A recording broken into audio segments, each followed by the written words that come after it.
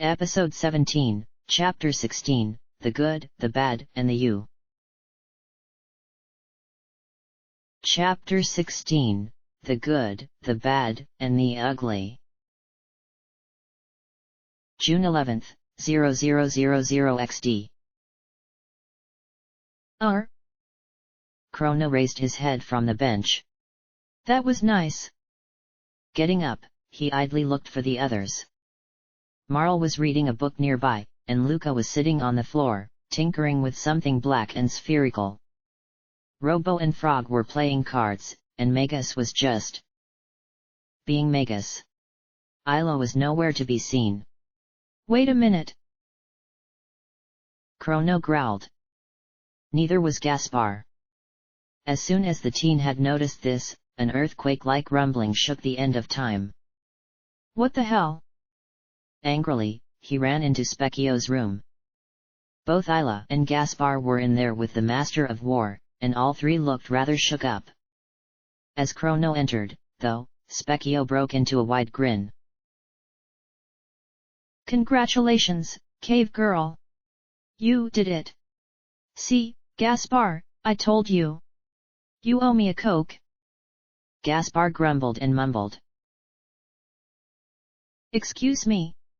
All of them turned to Chrono, who was standing in the doorway. Mind telling me just what is going on here?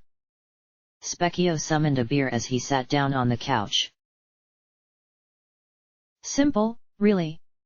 Me and Gaspar were just teaching Cave Girl how to summon temporary gates.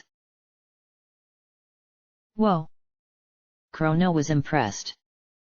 Before he could go on, Specchio raised a hand to stop him. No. It's not what you think.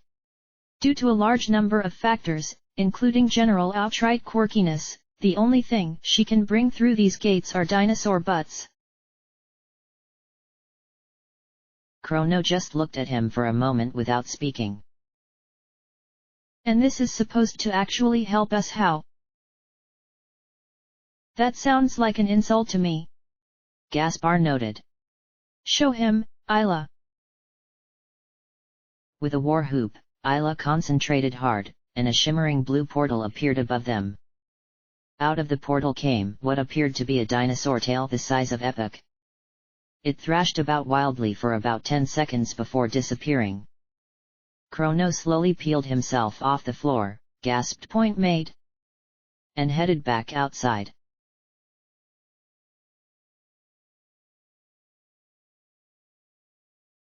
So, who's choosing the next quest?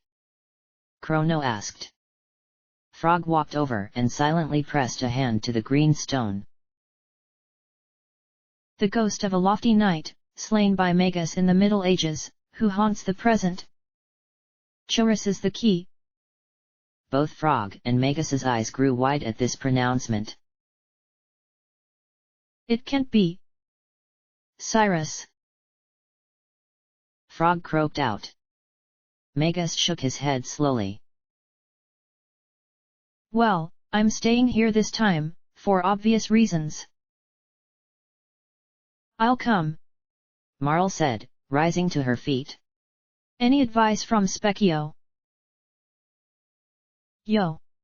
The Master of War called. Even when you think you're done, make sure you finish the job properly. A thunderous sneeze followed this pronouncement. Okay. Who brought a cat here? The other 8 all looked blankly at each other. None of them remembered a cat. Maybe it's just one of those random things that come floating through.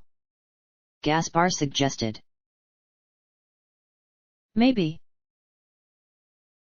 June 11th 1000 AD. The haunted ruins north of Chorus. Chrono said as he landed. This has to be it. Right, Frog?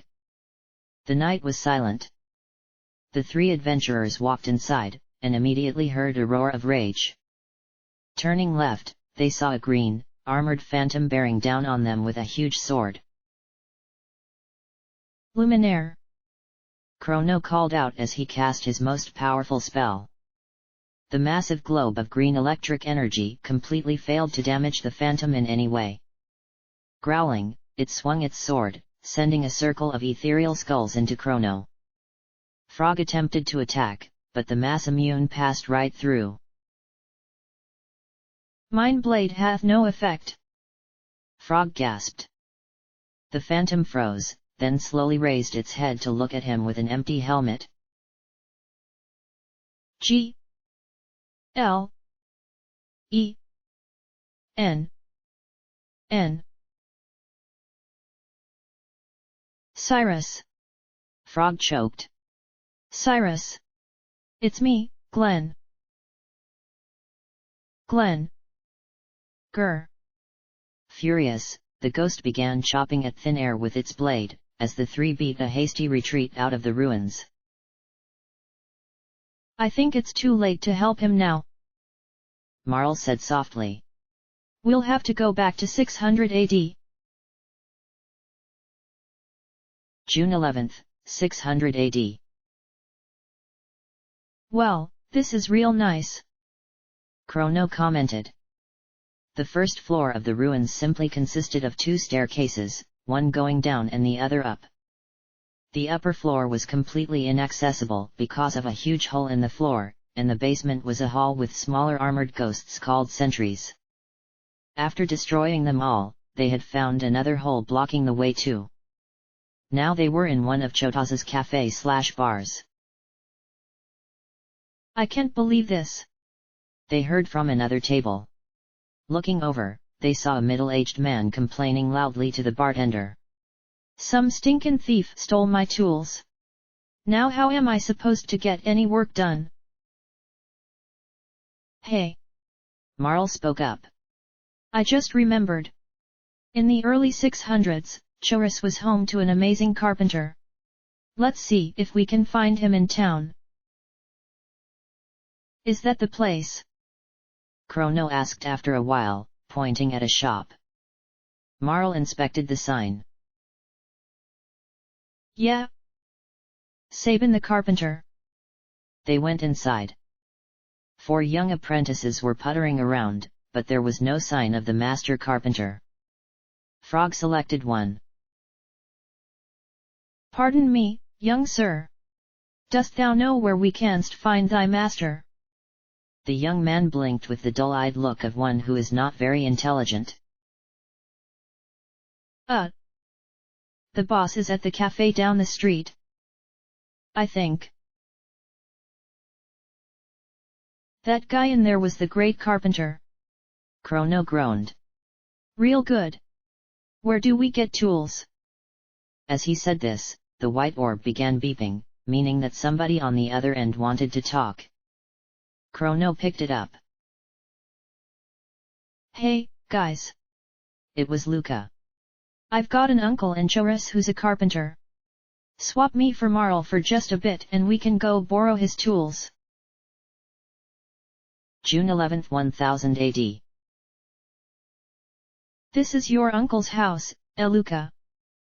Chrono asked. She nodded. Yeah. Hey, Auntie. It's me, Luca. The traditional family reunion scene followed.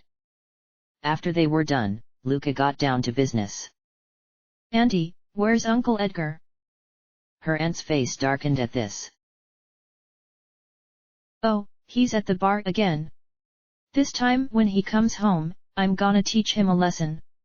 POW, right in the kisser. Luca nodded, she knew which bar it was. They went over, and the scientist quickly spotted her uncle. Uncle Edgar. Hey, it's Luca. Luca. The man laughed. How you been, gal? You still blowing up your house? And how? She grinned. Right now, I need a favor. Anything for my favorite niece. He laughed. Can we borrow your tools? My tools. He frowned for a moment, then grinned again. Sure. Just go ask your aunt for them. Hey, Bartender. Another round. June 11th, 600 AD. Mr. Sabin. Chrono asked the carpenter, who turned to look at him. Yeah? What is it, kid? We'd like you to repair the northern ruins. We've got some tools you can borrow. The man's eyes grew wide, and he grinned suddenly. Actually, I've been meaning to fix those up for a while now. I just didn't have the proper motivation. Kid, you've got yourself a deal. Grabbing the tools, he ran down to his shop, where with kicks and curses he roused his apprentices.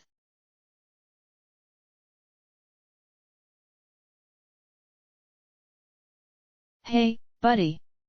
The carpenter walked up to Chrono. They had been working for a day. We've been working on the second floor. Problem is, there's some monsters up there now. Can you clear them out while we work in the basement? Sure. Chrono agreed. We were getting bored anyway. The group headed up the stairs to the second floor. The room they found was large, with 3 doors at the other end. Each was blocked off by a large hole, though. Purple skeletons were lying around the room. As they approached one, it got to its feet and shrieked, and 2 legless yellow ones with scythes floated in. Sheesh! What's with all the dead things? Chrono complained as he sliced a yellow one in half. Frog grunted as he fought the purple. I doth not know. I didst only visit the lower levels before. Huh. Marl said. We need to come up with names for these things. She blasted the other yellow one out of the sky with an ice spell.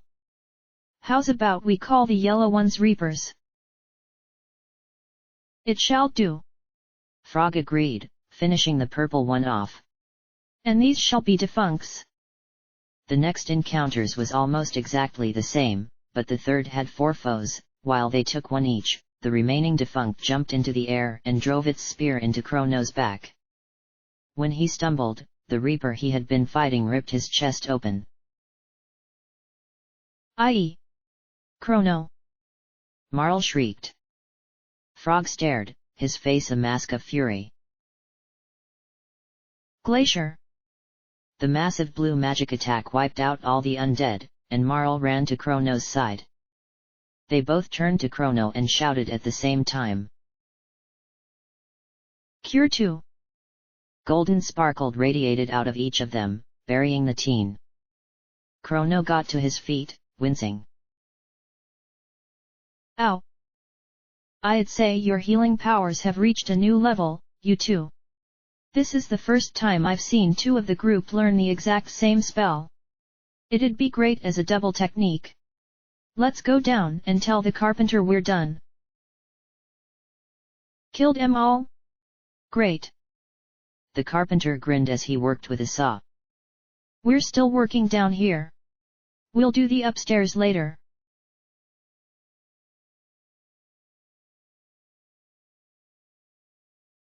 Okay, we're going up. The carpenter announced several hours later. You fellows can go in the basement now, it's safe. Wordlessly, Frog went down, followed by Chrono and Marl. He led the way down the hall and into a room with a single gravestone at the back. Cyrus, the fool who challenged Magus, rests here. Cyrus! Frog raised the mass immune straight up in salute. I hath fulfilled my vow to thee. As he spoke, the room grew covered in dim white fog. When the sentence was finished, the gravestone glowed with an unearthly brilliance, and a hazy, indistinct figure rose from it.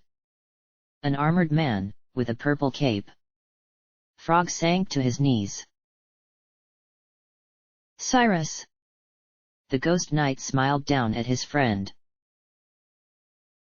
Glenn! So, Magus is defeated. Yes, my lord. Frog choked. Magus shall not trouble this land again. Evasion, Glenn, Cyrus said severely. Magus still lives.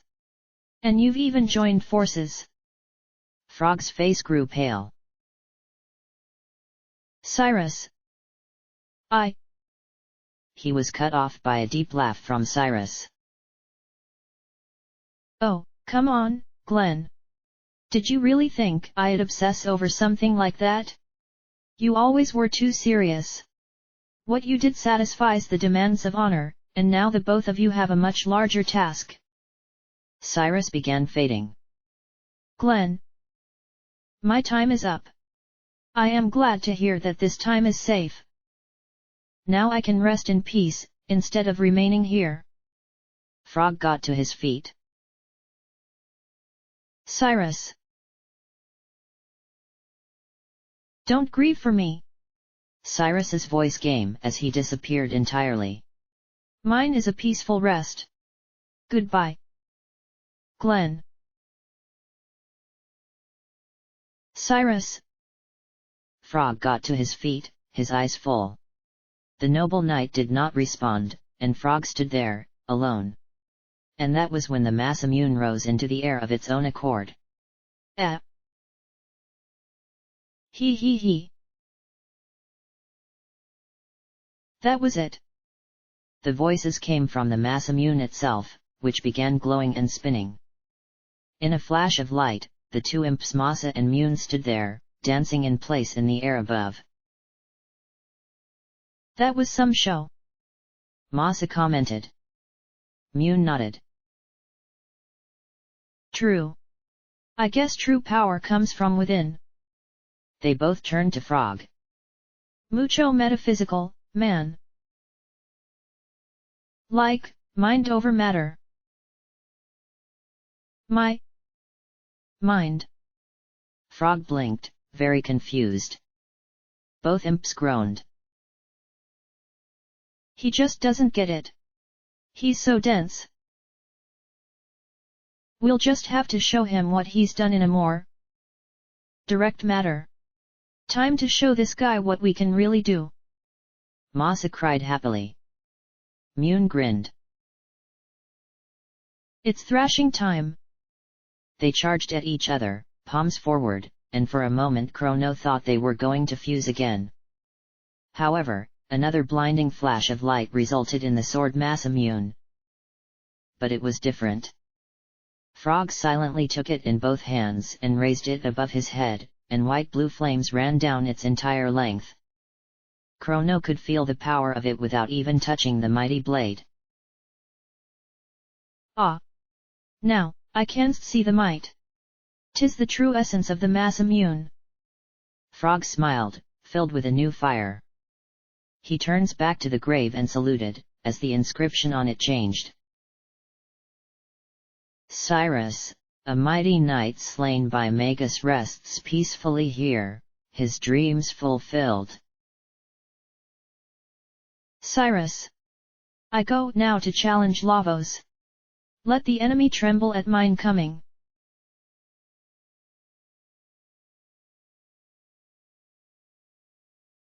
Hey, kids. The carpenter said as they met him at the door. We're done for now. See you later. Wait. Dost thou remember what Sir Specchio did say? Frog reminded Chrono. We should check the upstairs. Boldly, he walked up. The room with the decedents was fixed, with 3 doors. Frog peeked in the middle one. Phoebeasts. Yet to check the other whilst I deal with yon scum. He slipped in. Marl looked at Chrono worriedly. Shouldn't we go in after him? Nah. Chrono grinned. Didn't you see that sword now? He'll have no trouble. What's in those other 2 doors? They looked in the one on the left, and Chrono whistled sharply. Damn! I thought we had seen the last of these. It was a polished black box, with a silver crest. Marl touched the pendant to it, but did not open it. The door on the right held a similar one. Finally, they opened the middle door just in time to see Frog finish off the final enemy. Broken purple bones and puddles of yellow goo were everywhere, but Frog seemed unharmed. He grinned. This sword, it seemeth, be quite effective against the foul undead. A final black box lay at the end of the room. June 13, 1000 AD. Right. The one on the left first. Chrono opened it, and took out a katana formed of some unknown, pearly white substance. Shiva edge was engraved on it. It's even better than my swallow. Chrono mused. Who made this? Oh, well. It's good to have it. What's in the next? I'll open it. Marl said decisively. It contained a marvelous crossbow, forged of the same material and an unidentifiable wood. This had Valkyrie on it. She smiled. Wow! Look at it. I don't doubt that this is the finest make I'll ever see. I hope this does not contain a blade for me, for it would be outclassed by the mass immune. Frog said as he opened the last. A moment later, he removed a suit of armor composed of the unknown white metal. Frog began putting it on without another word to either of them. He didn't need to ask, it was obvious he was the one to wear it. June 13, 600 AD. So, we sell the underpowered sword and bow, but keep the armor. Marl mused. Right. Chrono confirmed. I'm wearing the moon armor. It may not be as strong as Frog's Nova stuff, but it's still very good. They got in the epic and began soaring over the planet. For some reason, none of them felt like punching the time travel, they just flew through the sky for a while until they came near the Dinodoro Mountains. It seemed they were higher than they remembered. Break! Break! Desperately, Chrono punched the button, and the epic skidded to a halt inches in front of the rocky peak. All three of its passengers wiped their brows before Chrono began examining the control panel. How do you make this thing go in reverse? Blast it! He scanned the control panel hopelessly. Damned thing! Do either of you know how? Frog and Marl shrugged helplessly. Chrono sighed. Just great. Marl, open that little hatch in front of you and check if there's a manual or something. I think Specchio called this a glove compartment. Marl mumbled as she rummaged through it. Dunno why. There's no gloves in here. Let's see. Disco ball. 9 iron. Live trout. Neon headlight tints. Barbecue ribs air freshener. Aha! Here we. Uh-oh. Uh-oh. Chrono asked. Yes. Uh-oh.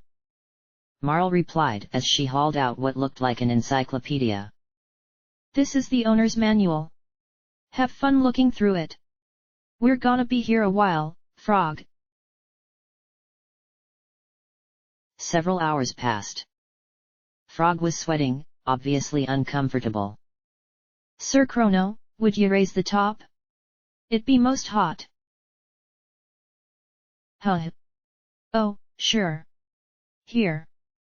Chrono pressed a button and the bubble top disappeared, much to Frog's relief. The knight sat back and relaxed, much at ease. Until a rock hit him on the nose. Ow! What foul villain hath done this? He peered over the edge and fixed his eyes on the freelancer standing below, sniggering wildly. Chrono glanced down as well.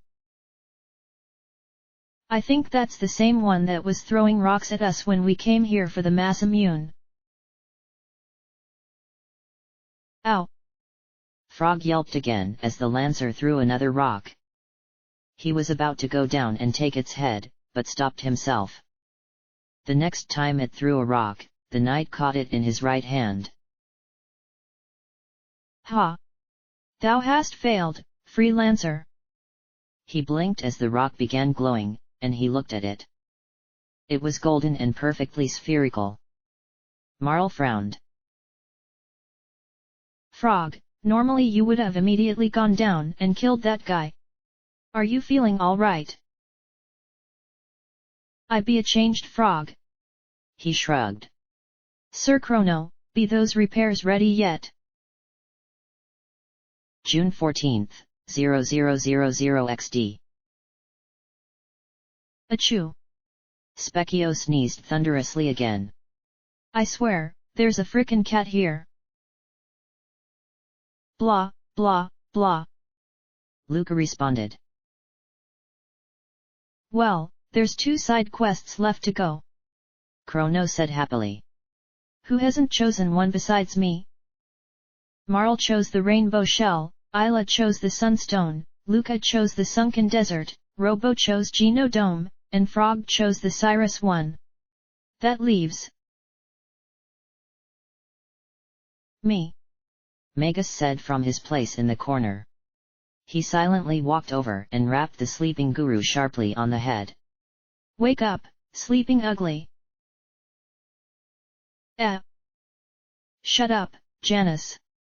Unless you want me to start passing out your baby pictures. Gaspar retorted. The others in the room snickered. Magus just growled and tapped the purple stone. The guru's face took on the blank look that always came when he recited one of these. A fugitive in the Middle Ages, Ozzy, maintains an evil hideout. What? Magus exploded. That idiot's still kicking? I knew he wasn't dead, but you're telling me he's still preaching that kill the humans crap? Grr. Some people just don't know when to give up, do they?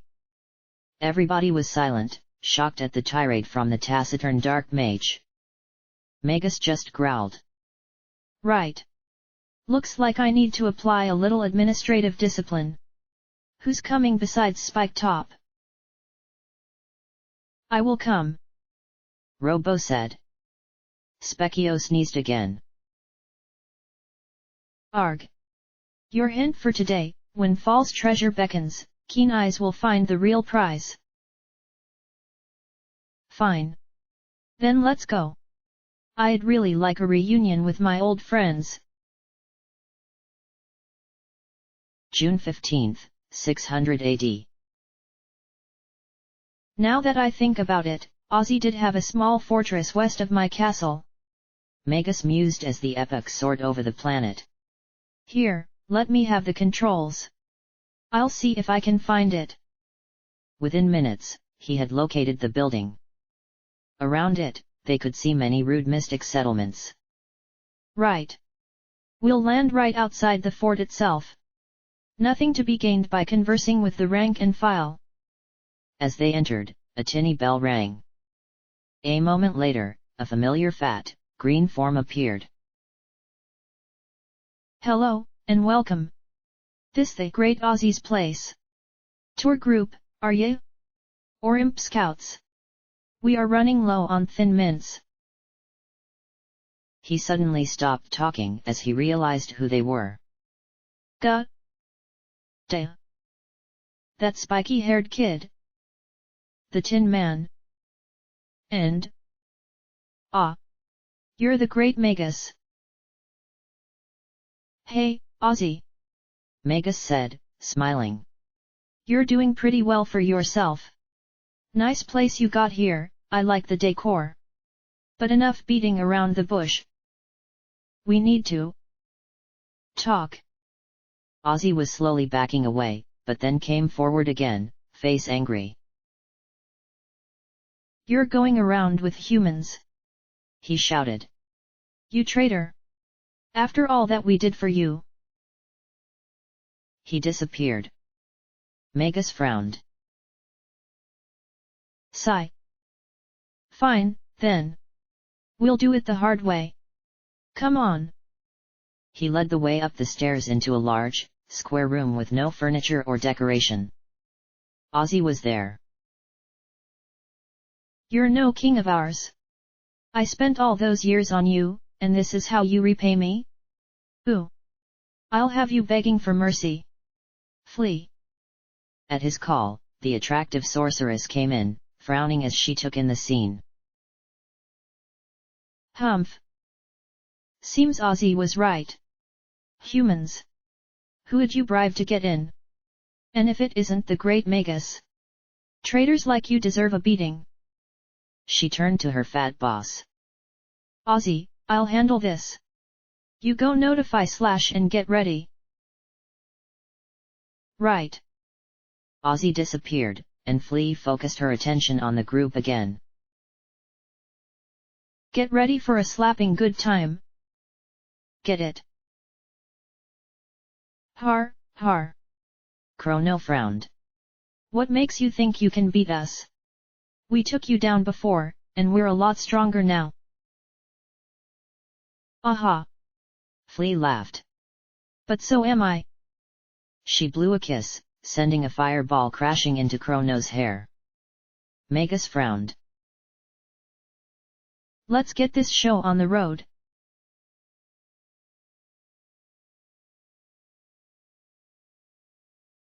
Slash!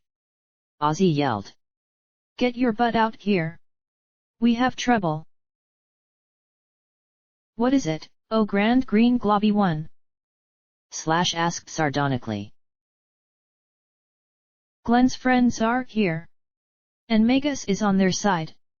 He's deserted us. Magus? Impossible. Slash snorted. You've been sniffing glue again, Ozzy. Believe him. Came from behind the swordsman.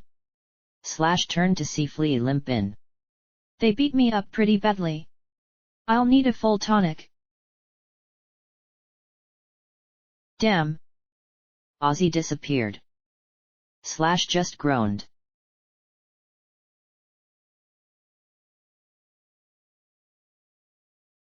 On to the next room, Chrono said as they walked ahead. The next room was narrow, and on either side was a conveyor belt with large pits at both ends. Hey, losers! They looked up to see Ozzy standing above the opposite door. Anyone who tries to stop me is looking for a very cruel death. He turned one of his ever-present cranks, and the conveyor belts carried two glowing blue mystic groupies came out of the holes. And away we go. Shit! That glow! Don't let your guard down! Magus commanded. All three drew their weapons and watched as the enemy fell into the holes on the other end of the belts. Several sweat drops and blinking were followed by a triple simultaneous face vault, quadruple if you count Ozzy. Ozzy groaned. Ozzy's in. A jam. He disappeared. The group walked on to a room identical to the one they had fought Flea in. Ozzy grinned. Slash. The spinning shape of the mystic swordsman faded in. You wrong. He perused the group with a raised eyebrow. Humph. Looks like you were right, Ozzy. Sorry I doubted you. Slash, don't let me down. Ozzy called as he faded from view. Magus sighed. Slash, give it up. The war with the humans is over. Don't listen to Ozzy. Slash growled. You know, at first I didn't want to slice and dice ya. But now that I've seen your treachery firsthand, it sounds fun. Here we go, then. Magus said shortly.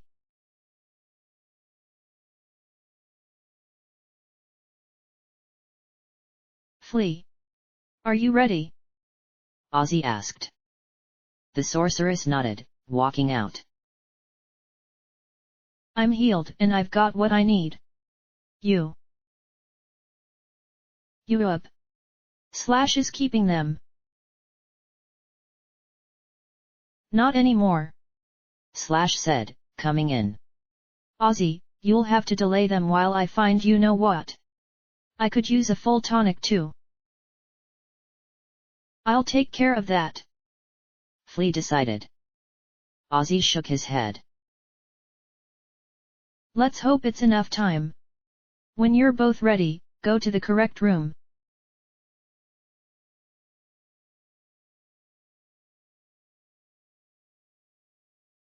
Okay, this is just sad, Chrono commented.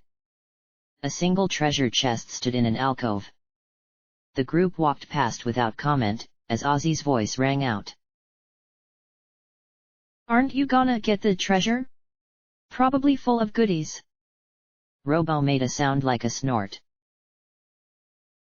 Chances are 95% that it is a trap and that you're an idiot. 5% that you're just an idiot, no trap. Hey! As Ozzy yelled indignantly, an imp in janitor's clothes came in and saw the chest. Woohoo! He eagerly opened it. And it exploded. Magus glared upward, where he knew Ozzy was. Give it up. You can't win. Ozzy stumped. The familiar teleport sound followed. As they were about to pass into the next room, Magus stopped. Hold it. Remember what that shape-shifting fruit said? When false treasure beckons, keen eyes will find the real prize. There. Robo pointed at a wall. There is a small chamber behind. Ozzy always did love these things, Magus admitted as he felt the wall. Illusion. I'll go in. Yes. When he emerged, he was dressed in a cape of pure shadows, dark as night. If you relaxed, you could see what looked like stars out of the corner of your eye, but never right where you were looking. That wasn't all, though. The dark mage was holding a different scythe, the blade carved of obsidian and the pole made of an unidentifiable hardwood. My best equipment. Ozzy must have rescued it right before my castle went boom. Good to have it back. The three went into the next room. And froze. This room was at least 3 times as big as any other, and all 3 of the terrible trio were waiting. Sheeeiit. Magus cursed. Chrono blinked. What? We took them out easily enough before. You idiot. Magus growled. Their solitary ability is second-rate, but as a group, this promises to be quite unpleasant. He raised his voice. Ozzy. We didn't come here to fight. Call of the war against the humans and nobody will get hurt. Nobody will get hurt.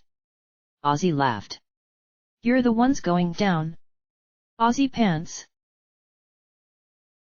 Flea vest. Slasher 2. All 3 of the enemies grinned. Robo groaned. Oh, no. Power levels are skyrocketing. Ozzy laughed. These unique items make us invincible. Prepare to perish.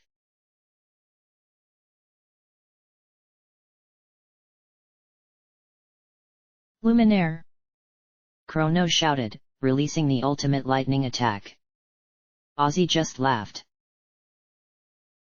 Slash. Flee. Maneuver A. Gotcha! Slash jumped into the air, and Flea tossed him a chain of black flames which were absorbed by his sword before he plunged it into Chrono. Mwahaha! Like my new sword, kid! Very nice, Slash! Magus called. Ice 2. The blue magic slammed into all 3, leaving Ozzy open for Robo's Uzi punch. The green one took it in stride, and called for another flame slash. Hey, Slushy! Slash turned, indignant, just in time to meet Chrono's confuse attack. The spinning sword attack cut deep into the mystic. You like my new sword? Cute, kid. Slash groaned. But not good enough. Your sword's good, but not as good as mine. He sent off a key wave that went through Chrono and continued on to hit Robo. Ozzy laughed. Okay, guys. Perfect time for maneuver B. The green leader jumped forward, and Slash bounced off his head, gaining twice as much height as he had with his previous leaps. Flea sent off the black flames again, and the sword smashed into Magus. ARGH. Fire 2. As the mage bent down under the attack, he launched a flaming counter-blast, followed by Robo unloading an area bomb upon Flea. Ow! You stupid junk pot! She sent off a fireball at him even as Chrono unloaded another luminaire. Bad impulse. The three repeated the previous super attack, this time for Robo, which was followed by a lightning 2 from Magus. Ozzy! We can't keep this up! Slash and Flea shouted simultaneously. Ozzy bit his lip, then grinned wickedly. In that case, let's stop playing around and show them the ultimate. Slash and Flea laughed, then all three held out their hands. Delta Storm. A massive triangle of pure magical energy appeared, with one of the enemy at each point, and the three heroes caught in the middle. First, it was blue, delivering the chilling powers of ice. Next, it turned red, burning them with fire. Finally, a brilliant yellow shocked them all with brilliant electricity. When the light faded, Chrono and Robo were both on their knees. Ozzy howled, doing a grotesque little dance of glee. Ha ha ha ha ha! Mystics rule! I win! Not today, Ozzy!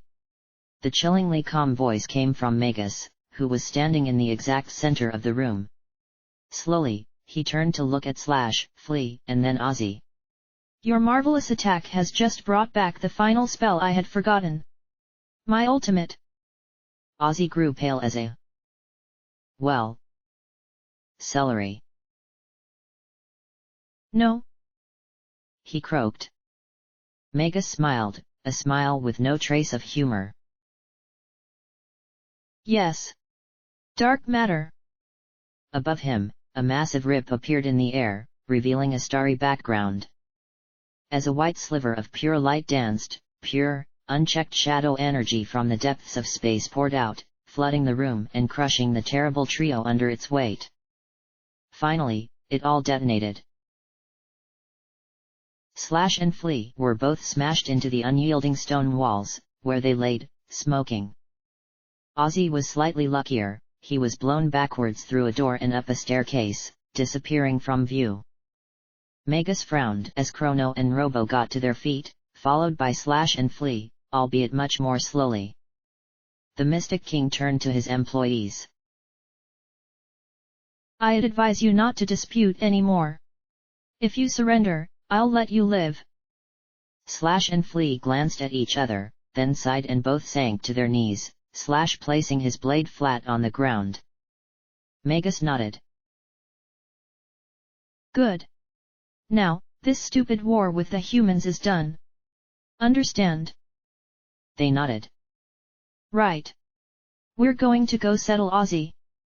With that, he walked up the stairs, followed by Chrono and Robo, leaving the defeated Slash and Flea to ponder.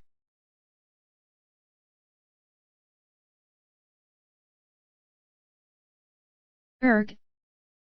Ozzy groaned as the three appeared. You don't give up, do you? Last chance, Ozzy. Magus said, fingering his scythe. Surrender, or I will not be responsible for the consequences. You want me to surrender to you? Ozzy yelped incredulously. You lied to me. You lied when you said you wanted to destroy the humans. You used me. Gee, What a shame! Magus mocked. Listen and listen good. There are much more important things than this silly little war, and it's time you stop this. Are you going to come quietly? No. Ozzy said calmly. I cannot. If I surrendered, then what would become of my beloved mystics? Second-class citizens, scorned and hated again? No. I must win. The crystal shield appeared around him. Magus sighed. Figures. There's no way through that, you two. None. And we can't just leave him here. Any ideas? Those switches. Robo pointed at 3 levers in the all behind Ozzy. The last time we fought, something similar was his downfall. He hit one with his rocket punch. The floor rumbled, and Ozzy removed his shield, face contorted in a gross simulation of terror. Oh, no. I'm falling down a hole. Save me. With a clank, a hole appeared. Beneath Chrono, Robo and Magus. Haha. Gotcha. Adios, amigos. They landed in the center of the room where they had fought the trio. Slash and Flea were still there. As they dusted themselves off, Flea spoke up. Hey. Did one of you bring a cat? The 3 heroes looked at each other blankly and shrugged. Robo was the first to talk. None of us carry a cat. Did you see one? Yeah. Flea nodded. Just wondering. I assume Ozzy got you with the trap. That won't happen again. Magus growled as the 3 went back up. Ozzy laughed. Never. You shall never defeat me. The 3 pulled their weapons, and Ozzy prepared to bring up his shield. Meow. All of them froze at the sound. Meow. Behind the 3, a small cat walked in. Chrono's eyes grew wide as he recognized it. Hey, that's my cat. How'd it get here? None of the others spoke. They were all watching it silently, even Ozzy. The cat walked up to the switches, jumped and pressed one. Ozzy's eyes grew wide. No. Not that switch. Ah. He plummeted into the hole that appeared beneath his feet. Magus sighed. The past is dead. It was all just a dream. You sound like Spike Spiegel. Chrono commented as he grabbed his cat.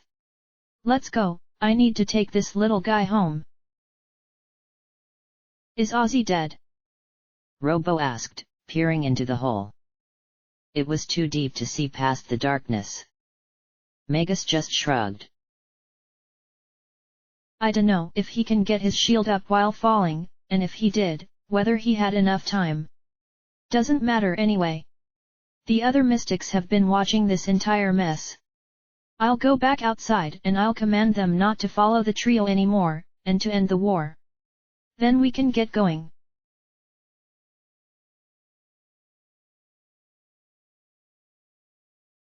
Behind Ozzy's fortress, there was a large, fenced-off area. It was filled with trash and other, more unmentionable things. In the pile, something stirred. Ugh! Ozzy groaned disgustedly as his crystal shield melted away. Damn it, beaten again. He looked up to see the epoch soar away. That must be them. Hey, Ozzy! The Mystic Chief looked over to see Slash and Flea standing with their backs against the wall of the fort. Looks like we all got whopped, huh? Yeah. Ozzy concurred. I assume Magus has taken control of the mystics again. You got it. Flea said. Ah, screw 'em all. I'm through with this leadership crap. He sniffed himself. Literally. So, what do we do now? Get drunk? Slash suggested. A wide grin appeared on Ozzy's face. Sounds good to me. The grand green glob washed himself off, and the three began walking away. Flea sighed. Oh, well. Maybe the mystics will turn out okay. Maybe they'll build a village, and come to peace with the humans. She stopped, and all three looked at each other for a moment. Naahhhhhh. Laughing, the terrible trio walked off into the sunset, a scene which was only marred when a mug of V8 mixed with turpentine hit Ozzy on the head. June 15, 1000 AD. So, that's how the mystics turn out. Magus calmly noted. Below, Medina village was greatly changed from the last time Chrono has been there. All statues and chanting were gone. Instead, young imps played tag in the square, and a hench grumbled good-naturedly as he trimmed flowers. Ozzy 13 was doing dishes, and an imp named Narain sat in the mayor's seat. Magus sardonically raised an eyebrow. The flowers are a bit overdone, but all in all, it looks great. Is there anything else we need, or can we go back to the end of time now? Not yet. Chrono frowned. I wanna see if Melchior's done with the rainbow shell yet.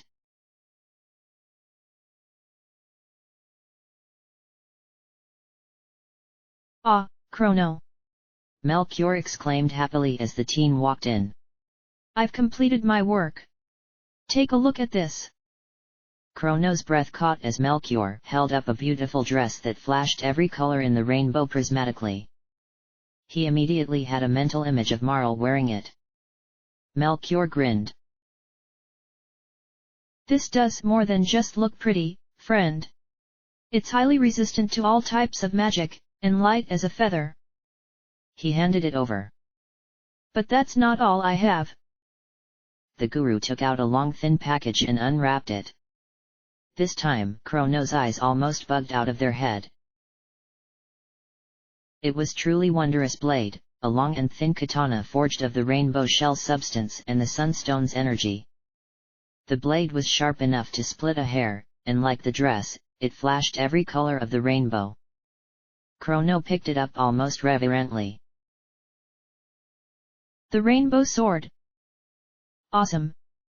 He turned to Melchior, intending to thank him, but the old guru was already gone. He shrugged.